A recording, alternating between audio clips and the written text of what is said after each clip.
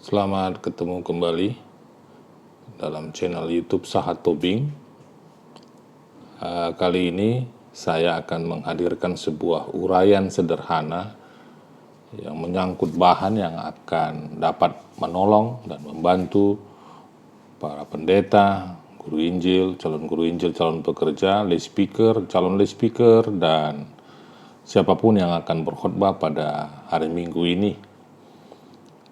Nah, hari Minggu ini saya mengambil sebuah teks khotbah dari Injil Yohanes pasalnya yang ketiga, ayat yang pertama sampai kepada ayat yang ke-17. Nah, seperti biasanya, Bapak, Ibu, Saudara, silakan membaca teks itu dulu pelan-pelan sehingga bisa menangkap alur cerita atau kisah yang ada di dalam teks Injil Yohanes yang saya sebutkan tadi. Setelah membacanya, saya akan membagi uraian sederhana yang bisa saya share kepada Bapak, Ibu, Saudara-saudara sekalian. Nah, perikop kita ini oleh Lembaga Alkitab Indonesia diberi judul percakapan dengan Nikodemus. Ya, jadi perikop ini di bagian atasnya Lembaga Alkitab membuat judul seperti itu. Memang perikop ini kan berisikan tentang sebuah dialog antara Yesus dengan Nikodemus, dan seperti diinformasikan pada ayat yang pertama bahwa Nikodemus ini adalah seorang pemimpin agama Yahudi. Jadi ini kelompok orang-orang yang berpengetahuan, lalu sekaligus dia pemimpin agama Yahudi. Itu di ayat 1, ayat yang pertama itu sudah diinformasikan di dalam perikop ini. Nah, perikop ini berisikan sebuah gambaran yang sepertinya kan agak berbeda dengan pandangan kita tentang orang Farisi yang umumnya disampaikan di dalam Alkitab. Ya, karena selalu kan orang Farisi itu digambarkan sebagai kelompok yang selalu bertentangan dengan Yesus, atau katakanlah yang mungkin tidak setuju dengan pergerakan pengajaran Yesus selama di dunia ini. Nah, jadi kali ini Injil Yohanes menghadirkan justru ada beberapa orang yang mungkin dipimpin oleh Nikodemus ini justru membuka ruang dialog dengan Yesus. Berbeda dengan orang Farisi lainnya. Nah, di sini dia akan menjadi menarik bahwa Nikodemus sebagai seorang pemimpin agama Yahudi dan kelompok orang Farisi, dia justru membuka diri untuk bercakap-cakap, berdialog dengan Yesus. Nah, orang Farisi kan di dalam Injil Yohanes digambarkan sebagai kelompok yang secara terus-menerus mencurigai Yesus sebagai pemimpin ajaran sesat. Ya. Jadi kelompok ini mencurigai Yesus sebagai pemimpin ajaran sesat, kurang lebih begitulah, ya. Nah, bahkan di dalam bagian Alkitab ini juga diceritakan bahwa orang-orang Farisi bersekongkol dengan imam-imam kepala ya, untuk melawan Yesus.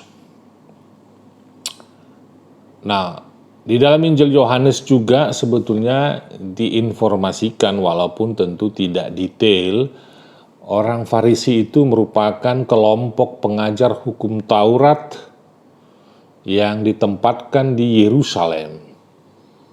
Itu di dalam Yohanes pasal 1 ayat 19 sampai 28.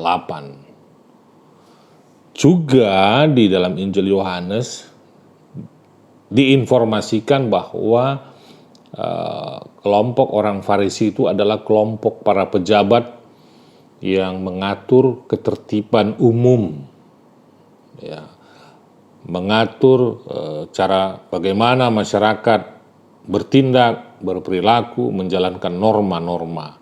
Itu dalam Yohanes 9 ayat 13. Nah, udah bisa kita bayangkan orang Farisi ini adalah kelompok elit dan selalu mencurigai Yesus. Saya pikir wajar-wajar saja karena mereka adalah kelompok elit yang tentu tidak ingin terganggu dengan munculnya Yesus yang mungkin bisa menggoyahkan posisi mereka. Nah, rupa-rupanya Nikodemus meskipun merupakan kelompok orang Farisi, namun dia secara diam-diam menjadi seorang yang mengagumi Yesus. Nikodemus menjadi seorang pengagum Yesus. Mungkin juga bukan Nikodemus sendiri, bisa saja Nikodemus dengan teman-temannya yang lain, karena di ayat 2 dengan sebutan kami itu memperlihatkan bahwa bukan hanya Nikodemus sendiri yang mengagumi Yesus. Dan di ayat 2 juga bahkan Nikodemus mengakui bahwa Yesus adalah utusan Allah. Karena menurut Nikodemus, di dalam catatan Alkitab kita, tidak ada seorang pun yang dapat mengadakan tanda-tanda yang engkau adakan itu jika Allah tidak menyertainya. Nah, dari kata-kata itu bisa kita tangkap Nikodemus yang ditampilkan oleh penulis Injil Yohanes adalah pribadi, individu yang mengakui pergerakan, pengajaran, dan tanda-tanda mukjizat yang dilakukan oleh Yesus. Sekaligus Nikodemus mau mengatakan bahwa benarlah Yesus adalah utusan Allah. Tentu ini akan berbeda dengan pendapat kelompok orang Farisi lainnya. Nah, tentu pengakuan Nikodemus ini bisa menjadi masalah baginya. Karena sudah digariskan di dalam norma-norma ketertiban umum bahwa Yesus oleh kelompok Farisi tidak diakui sebagai utusan Allah. Makanya Nikodemus secara diam-diam malam hari mendatangi Yesus untuk berdialog, berdiskusi, untuk mendalami sebetulnya apa yang menjadi substansi dari pergerakan, pengajaran, dan tanda-tanda yang Yesus sudah lakukan. Nah, ya kita bisa lihat dia harus malam-malam sehingga tidak ketahuan. Tidak ada yang melihat Nikodemus menjumpai Yesus, karena itu berbahaya kalau sampai ketahuan. Bisa-bisa dia tentu akan disingkirkan. Nah, niatnya untuk menjumpai Yesus itu menurut saya salah satu bukti bahwa dimungkinkan dialog, percakapan sebagai jendela pemahaman kita. Tidak ada dialog, maka tidak ada kemajuan. Tidak ada diskusi, maka tidak ada perubahan.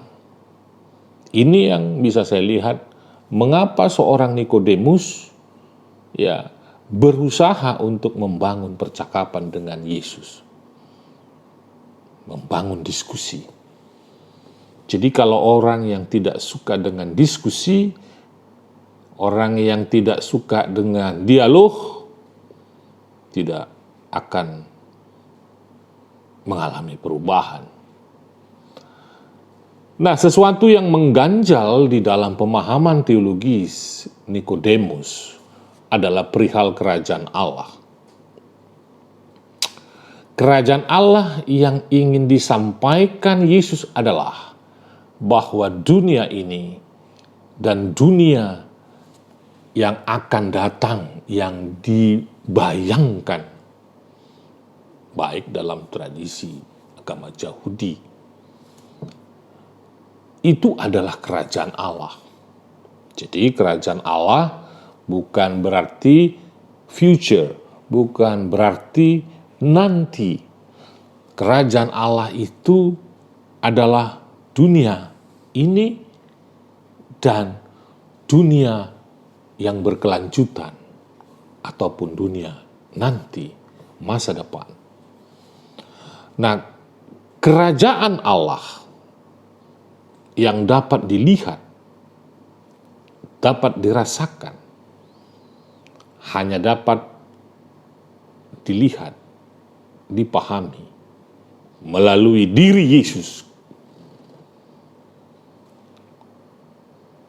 Melalui diri Yesuslah kita bisa memahami apa makna kerajaan Allah. Yesus yang tidak diperanakkan, tidak melalui daging, tetapi oleh roh. Nah, hal yang sulit untuk dipahami oleh Nikodemus adalah ketika Yesus mengatakan bahwa untuk dapat melihat kerajaan Allah, seseorang itu harus dilahirkan kembali.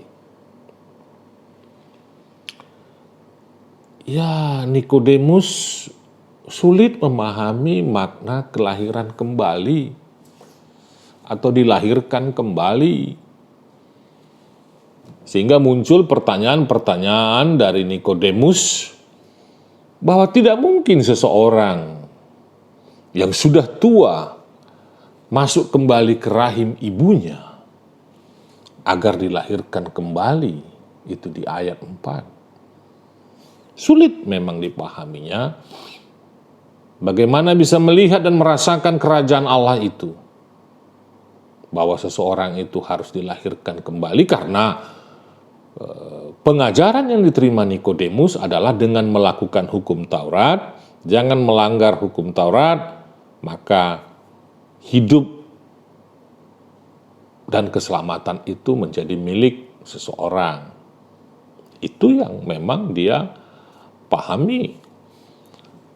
Nah, dalam lanjutan diskusi itu, Yesus menjawab pertanyaan Nikodemus, jika seseorang tidak dilahirkan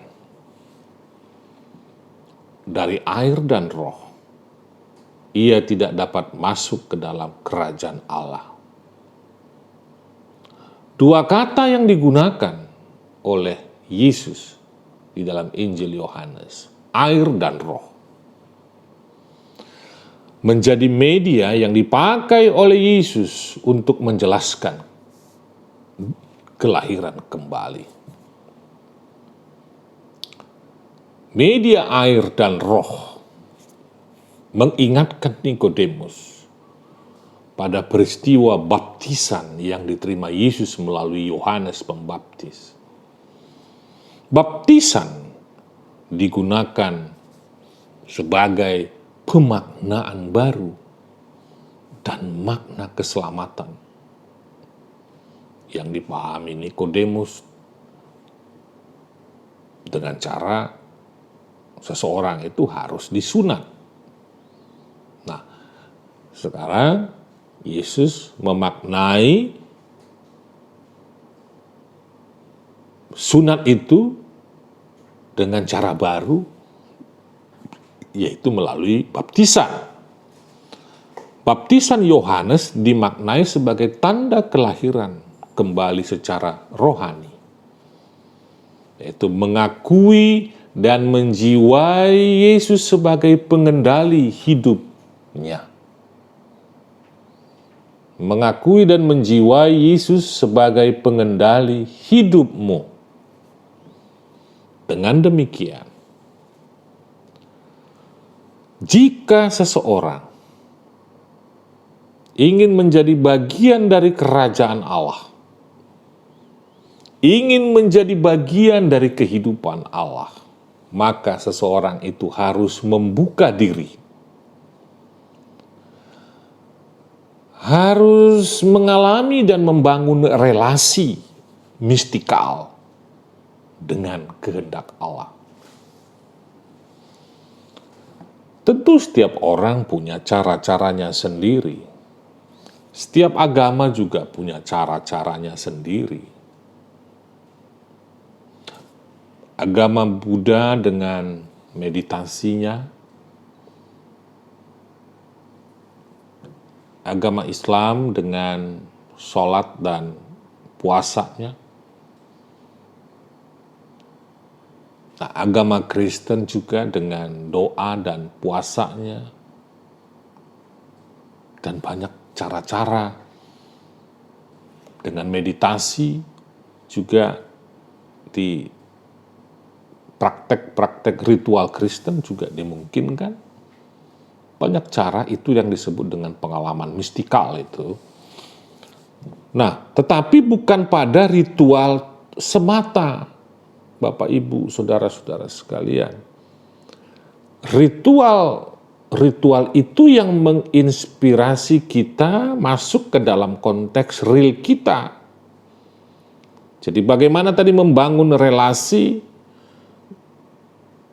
lalu menjiwai Yesus, maksudnya menjiwai ajaran-ajaran Yesus, dan tentu mengakui Yesus sebagai pemilik, penguasa, pengendali hidupmu. Maka kita akan bisa merasakan dan melihat kerajaan Allah itu. Memang Nikodemus dan kawan-kawan tentu mengalami kesulitan untuk memahami hidup yang lahir kembali dan hidup kekal menurut Yesus. Karena memang Nikodemus dan kawan-kawan kan sudah terperangkap kepada pengajaran tradisi agama Yahudi sehingga sulit untuk menerima pengajaran baru yang dibawa oleh Yesus pada ayat 11. Pengajaran baru itu adalah bahwa setiap orang yang percaya kepadanya beroleh hidup yang kekal. Ya. Bahwa setiap orang yang percaya kepadanya beroleh hidup yang kekal. Kerajaan Allah. Percaya kepadanya berarti mempercayai bahwa Allah dapat dilihat melalui hidup dan pengajaran Yesus. Saya ulangi. Pengajaran baru itu adalah bahwa setiap orang yang percaya kepadanya itu beroleh hidup yang kekal, yaitu kerajaan Allah itu. Percaya kepadanya, percaya kepada Yesus berarti mempercayai bahwa Allah dapat dilihat melalui hidup dan pengajaran Yesus.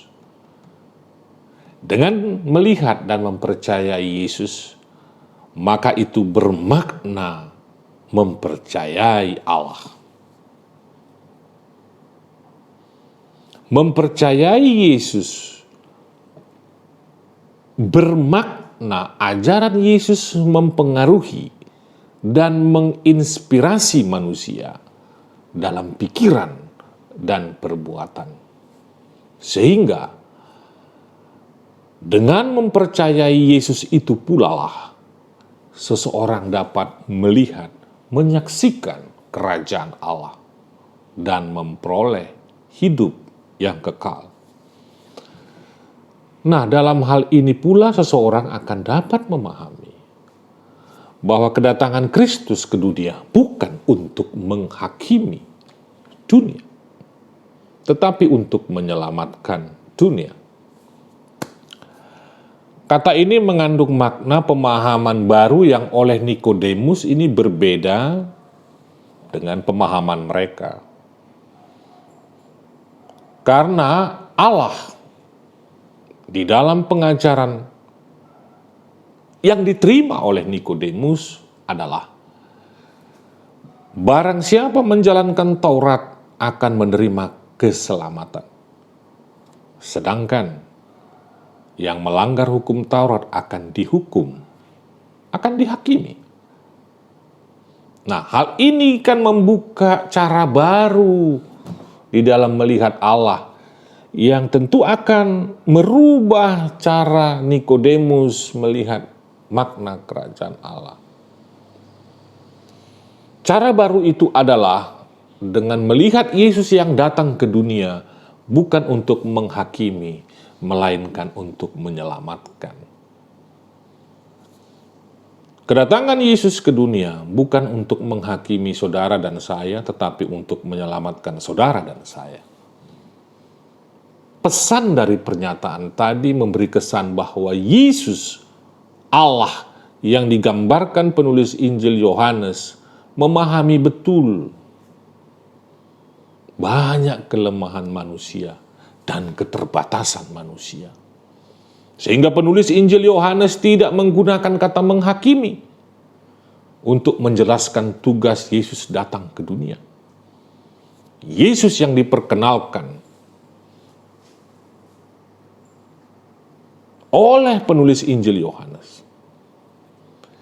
Yesus yang ingin diperkenalkan oleh penulis Injil Yohanes dalam percakapan dialog dengan Nikodemus adalah Allah yang memberikan kesempatan, Allah yang memberikan peluang, Allah